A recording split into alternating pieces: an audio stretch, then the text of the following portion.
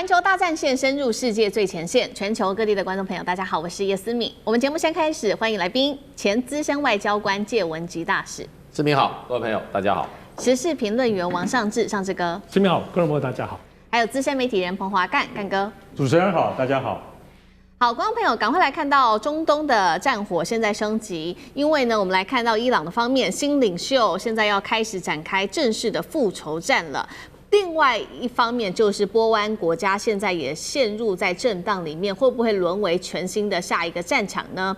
再来会看到中俄在这当中是否有暗中布局来帮助伊朗改写整场的战局吗？今天就这些议题，我们会一起来做关心。好，刚刚提到了，其实呢，哈米尼被斩首之后，最新接任的就是哈米尼的次子了。这位是穆吉塔巴，他也正式宣告了说，现在复仇的行动才正要开始。他是56岁的穆吉塔巴。那我们来看到这位是前美国的外交官，同时呢，他也长期研究有关于伊朗的问题。他是这样子评论的，他说呢，穆吉塔巴比他的父亲更糟，而且要更强硬，是这个接下来革命卫队的首选的候选人，所以他就会有非常大的仇要报。会要报仇的原因，也是因为穆吉塔巴家族中有4名的至亲都在这一场美以的轰炸当中丧生了，包括他的父亲、他的母亲、他的妻子以及他的1名儿子哦。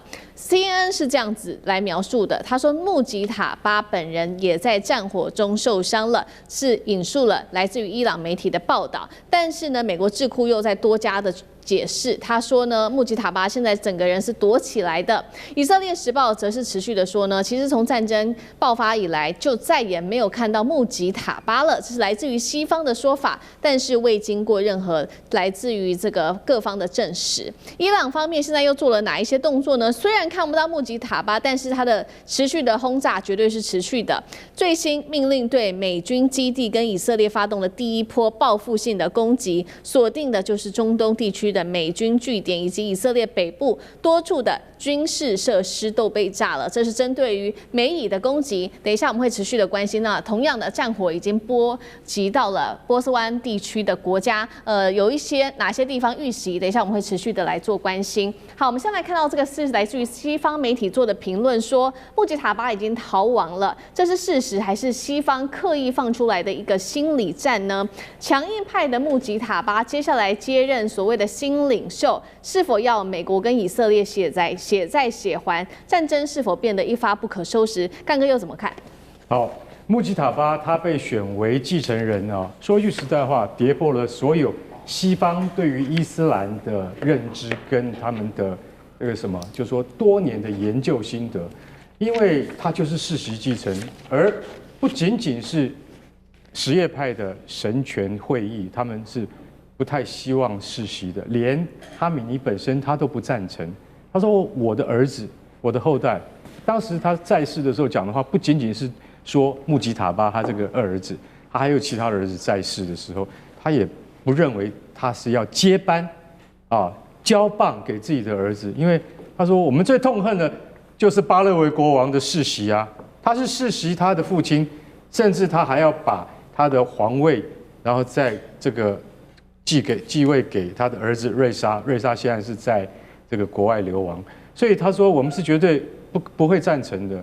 可是现在你要知道，国家处于非常时期的时候，为什么由88名高阶这个神权教士所组成的专家会议，终于确定还是由穆吉塔巴来出任？那就代表着一个意义，什么意义？在国家这么动荡危急之际，我们需要有一位具有领导分量的人出来。因为其实坦白讲一句，以穆吉塔巴他今年才56岁，太年轻了。其实，在这么高阶的神权的教士面前，他的火候是不够。当然，他是在就是在他父亲的那个以前的庇荫之下，他也是作为一位神权的老师啊，他也是专门在教授伊斯兰教，专门在教授可兰经，他所教授的教义，甚至会号称说比我们其他阿拉伯世界所教授的教义要更加的深奥，更加的精髓啊！所以他其实在神权方面，他的这个血统是不会容置疑的。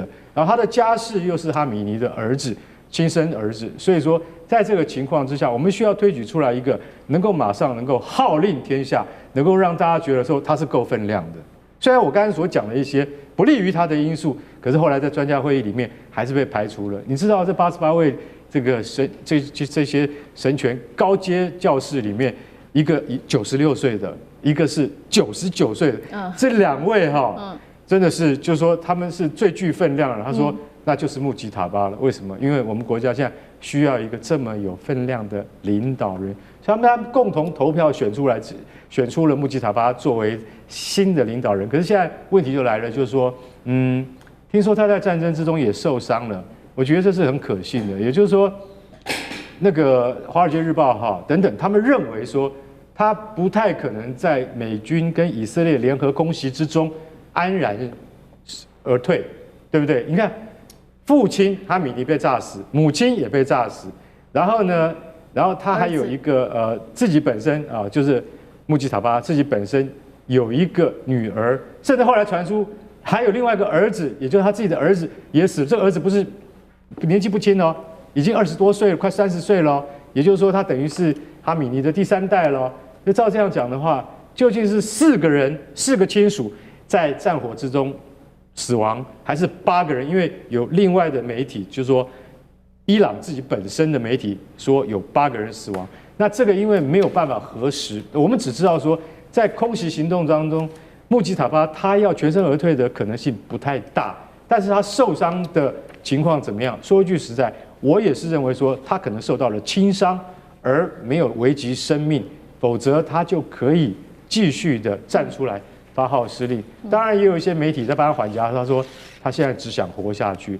我认为穆吉塔巴本身他虽然是比较年轻的领袖，可是他如果仍然受到原来的伊斯兰的原教义派的熏陶的话，他是不是会对美国跟以色列采取一样强硬的路线？但是强硬的本钱在什么地方？我觉得新一代的领导人他会去估量，应该不会想象的像这个报道中说的那么的铁板一块。不过我是觉得他要赶快确定，赶快决定他要怎么样现身，不然伊朗会遭受到更大的袭击，然后他也会对海湾周边的国家产生更大的危害。如果连沙烏地阿拉伯说你再打我，我就会反击了。如果沙烏地阿拉伯也被卷入的话，那这件事情就更加复杂。我希望那个穆吉塔巴赶快出来讲出一些有力的话，可以安定一下整个周边的局势。好，对，目前为止，穆吉塔巴的人，其实在这一场美以战争发生之后，就再也没有人看到他了，所以才会有一些外界的评论也说，这是不是西方的媒体在做的一些心战？就是说，其实穆吉塔巴本人到底有没有受伤，跟他现在是不是在逃亡等等，是不是西方的媒体在做心战？这个都还要进一步再做了解。但是呢，现在看到整体的这个战场已经不是止于美以之间的攻击了，现在已经波及到整个波湾国家去了。当时在7号的这一天的时候，伊朗的总统裴泽斯基安他才在7日说了，伊朗不会攻击波湾国家，并且对之前的行动攻击都表示歉意。但是5个小时之后，伊斯兰革命卫队就立刻打脸总统，说总统说的这些话是错误的讯息，伊朗方面会持续的轰炸，并且我们会正式的开启圣战。那确实就可以看到9号这一天，在波湾国家被通报了有很多地方遇袭。好，我们来看到这当中包括有这个无人机飞到了沙烏地下巴油田被拦截，然后波斯湾的石油设施也被轰炸，巴林的海水淡化厂遭到攻击。这个海水淡化厂其实提供数百万人供水的，所以是非常重要的。再来就是沙烏地的住宅遭到军事物体给击中，还有人死亡。巴林夜间遭到无人机攻击，32人受伤。再来就是阿联酋了，工业区爆炸，卡达的首都也有多起爆炸，美国驻在利雅得的大使馆遭无人机攻击，还有科威特的高楼都冒烟。以媒也在这边做了披露，说阿拉伯联合大公国已经针对伊朗展开了回击发动的是首次的报复攻击，目标是他们的海水淡化厂。现在看起来，难道伊朗已经正式的对波湾国家开战了吗？那这些国家又会不会反击？大使又怎么看？第一个，我认为不会开战啊。第二个呢，波安更不敢反击，因为这个虽然说以色列总统伊朗的总统有这样说，革命卫队反驳啊，我想就是说革命卫队的想法就是说，你不能说绝对你不会打，如果误击也不要道歉，就是这样，那打不打呢？除非绝对必要的时候才会打，要不然是不会打的，因为什么？他目标不是这些国家，这些国家到目前这些零星的报道啊，我看真真假假了啊，那伊朗的战略非常清楚，就是打在这个波安国家的美军基地跟设施，就是这样。那其他我认为都是误击。对，为什么呢？因为波安国家不会站在美国跟以色列这一边的，他们非常的脆弱，他们都是一群超级富豪在主导这个国家，他没有战斗意志的，也没有战力的，对不对？他只是说不要站到美国那边就好了。伊朗打这些国家的就是要警告你们不要站到美国那个地方，所以他一开始他们都讲我不让你用我的基地从这个地方去打伊朗，我都反对，包括沙烏地阿拉伯，我认为到现在也是如此。那他连美国用他的基地去打伊朗他都不允许了，他会自己去打吗？不太可能。为什么他会采取这个立场？因为他太脆弱了。我告诉你，他们这些国家虽然没有什么重点，可是到处都是什么呀？未爆弹。你只要打一个，你打一个飞弹，你打到它的那个储油槽，乒铃乓啷，一切都没有了。它现在储油槽通通是满的，卖不出去，通通是满的。储油设备是一个目标，打起来的话，真的就好，真的就那每一槽油都是它的现金啊。那另外还有什么？就是你的油田，油田被炸的时候，我告诉你，搞不好半年都灭不了。那个大火可是恐怖啊！这些国家是怎么样？看起来平常很风光，我说这波安很风光，其实他们泡着汽油桶睡觉，汽油桶随时爆炸，他们什么都没了。所以呢，他们不敢站在美国这一边，而且我觉得他们在背后是不然在美国拉美国的一个力量。对，所以伊朗只是威吓他、恐吓他，不会真正动手。真正动手就是已经要什么？就是说。已经是同归于尽的那个阶段，现在伊朗还不需要，不需要同归于尽。那所以现在美国事实上在打伊朗的所有的军力都是从2个地方出来的，一个是美国自己的什么？美国自己的航母战斗群在发动攻击，另外就是以色列去发动攻击。最近川普也讲了好多次 ，B1、B2 都出来了。B1、B2 通常都是从哪里？都是从美国本土出来。这个飞机可以飞1万多公里的。那再加个空中加油，对不对？它够了，它也不需要海外基地。为什么美国会有这种轰炸机呢？它就是要说我没有海外基地，我也打得到你。像今天这 B1、B2 就发生功能了，我也不要海外基地，我从我的 Colorado 这个空军基地飞起来以后，了不起中间。空中加油，我一趟就回来了。炸弹就炸得你叫你受不了。所以美国现在是怎么讲呢？他也不需要，他也知道你们这些中东国家。可是现在最大的问题呢，川普昨天开了一个记者会，只有一个讯息：战争很快会结束，不是战场打不过是油价他没办法忍受。油价已经冲到114了，拼命下，最高140下来了。那他一讲了以后，油价就下来了。他说今天晚上10点半他还要再讲一次，下午5点半嘛，还要在 Florida 还有一个记者会，那就是因为美国跟我东部时间跟我们倒反嘛，我明天早上就会知道他要讲什么。我跟你一句话，川普打不下去了。那他的女婿跟他的这个魏科夫，哇，他的大将要去跟内塔雅胡，为什么内塔雅胡犯了一个机会，他们要去跟他算账。讲好了不要打伊朗的石油设施，你去炸他的储油厂是什么意思？你要把我美国拖下去吗？对不对？去警告以色列，你打还是要照我的利益打。以色列反正搞成就搞得他一打伊朗的这个油设施，伊朗就去打中东的油设施，以色列又不产油，也没有油，他怕什么？他把世界搞乱。美国不行啊，川普要选举美国不要把全世界都去怪他，你把他搞成这样，欧洲的这个各国领袖已经在跟川普打电话，赶快停一下吧，不要再这样搞了。对不对？你搞得我们大家经济崩溃。所以川普昨天记者会说，我跟普丁已经通过电话。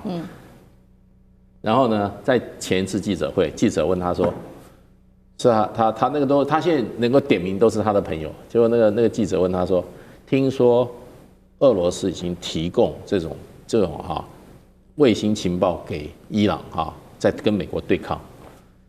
川普当场翻脸，他说。我觉得你过去是我的朋友，你过去很聪明，你今天问这个问题简直是愚蠢之至，怎么会在这个时候问这个问题呢？所以他最怕，他现在一切靠谁啊？他靠普丁啊，他要普丁去跟伊朗去帮他打交道了，现在已经在我认为已经在求和了啦。好，这个是美国方面这个川普的态度，川普想停战，但是接下来也要看伊朗愿不愿意停战，还有以色列愿不愿意停战。那同样时刻呢，我们就看到这场战争持续的进行当中的时候，中俄是否也加入了在这一场战争的角力当中呢？我们先来看到中国大陆的部分解放军海军的瞭望1号传出现在部署在阿曼湾国际水域来监督美以伊的冲突。那这艘船呢，又被叫做海上天眼，排水量带观众朋友稍微看一下，3万吨，能够在6000公里范围内追踪飞弹、卫星跟军事的活动。那目前就是如刚刚说的，部署在阿曼湾。那另外一方面呢，我们看到普丁也是力挺伊朗的新政权到底，说是伊朗最坚实的盟友。外媒也披露了俄罗斯方面持续的提供情报。有关于美军在中东的情报给伊朗，那这当中包括了军舰跟军机等等。尚志哥怎么看？这2个国家是否有帮忙伊朗？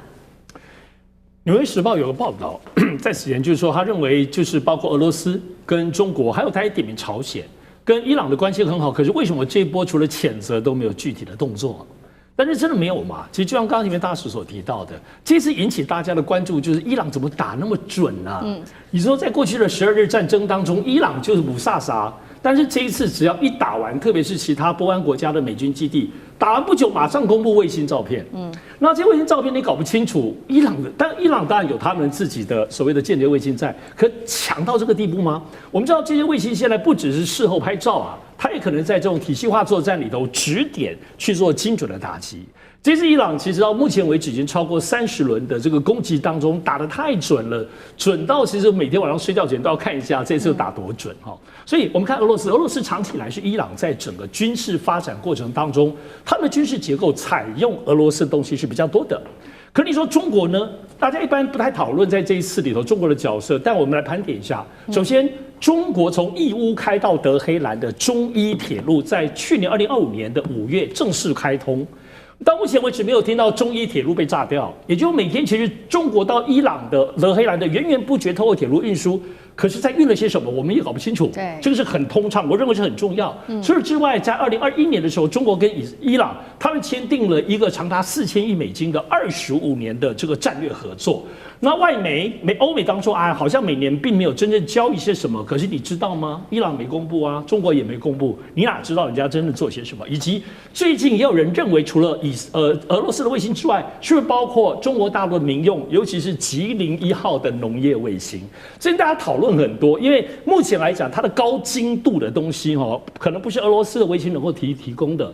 吉林卫星它现在虽然才有100多颗，可是它每天在全世界地球任何一个地方，它可以拍35次到40次，所以而且它民用商业都可以买卖。所以中国到底对伊朗有什么样？可能不是在战事上给你武器、给你无人机、给你弹药，但是这些恰好就是伊朗非常需要，而且它这次看起来打美国打得这么漂亮，打得这么精准。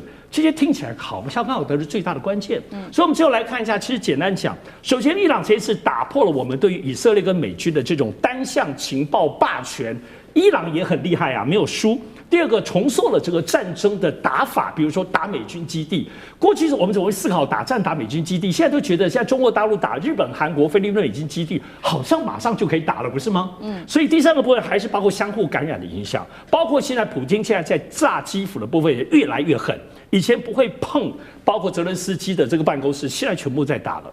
所以这种东西，其实在很多东西不只是谁帮谁，战争始终改变格局，斩首行动让全世界，包括中国跟俄罗斯也理解斩首行动。那么威吓本土美国本土力量，像朝鲜也有核武，果然美国就不敢轻易动你。因为从过去包括伊朗没有做，我认为这些都是在中国、俄罗斯跟伊朗之间的交互影响。好，谢谢尚志哥。那我们休息一下，马上回来。地缘政治、美中之争、战略价值、强权崛起、小国生存，现在与未来洞悉事件走向，掌握世界脉动，全球观点尽在环球大战线。